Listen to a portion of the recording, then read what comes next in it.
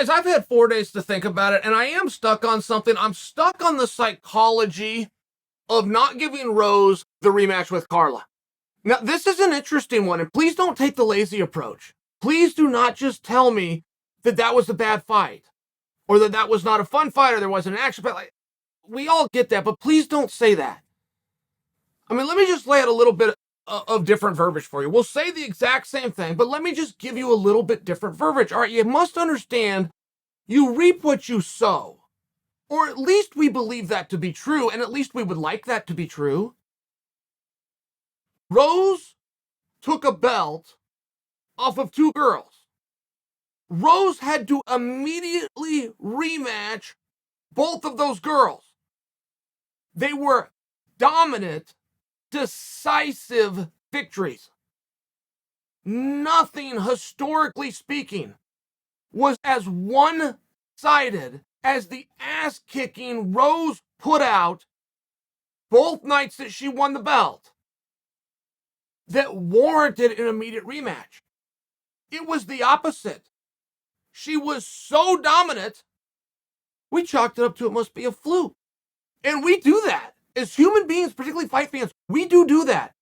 When something is that easy, when something is a hot knife going through butter, which is not what was predicted ahead of time, we don't accept it and we say that we've got to see it again. Right? Like Rose didn't push back in going out there a second time with Joanna or with Weili. Pat Barry didn't nobody pushed back. That was normal. This is what we're going to do. All right.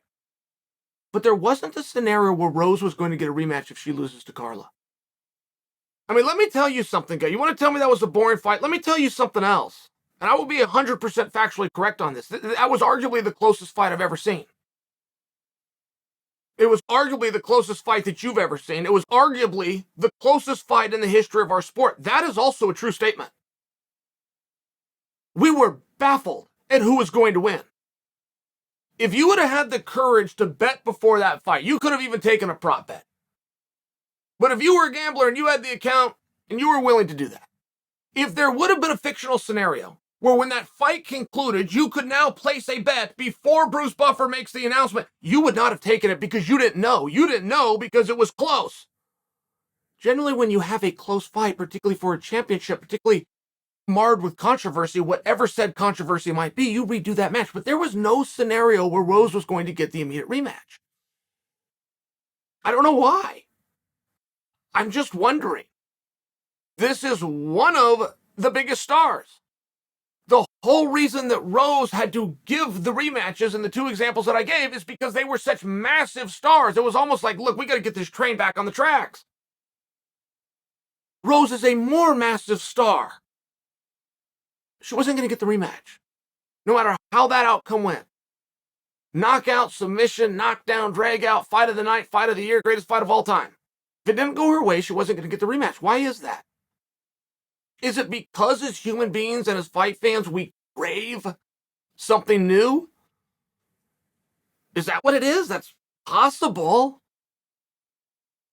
But if you were to tell me that that fight was a dud and therefore you don't rematch them, I would push back and tell you it wasn't near the dud of Shamrock versus Severin, which did rematch, which did sell out and did get promoted to a main event.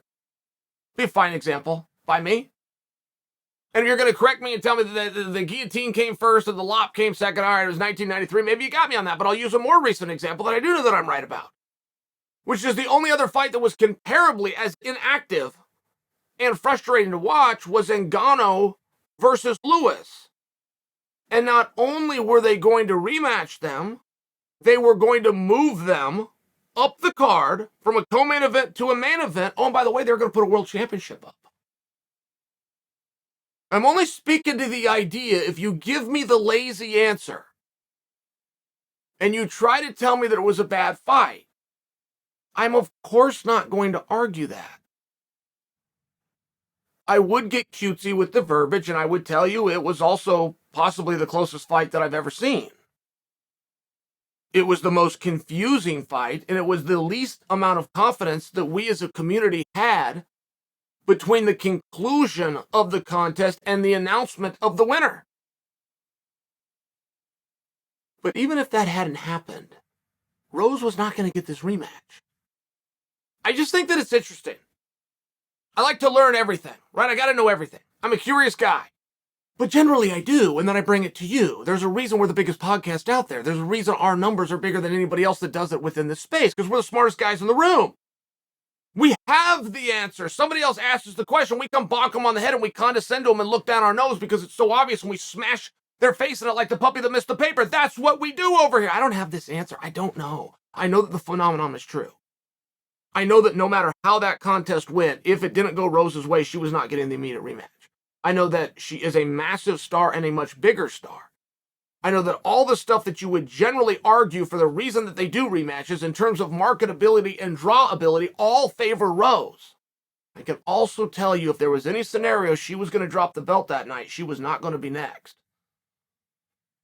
But I don't know why. She's not demanding that she be next. She is not raising the arguments and the points that I just did.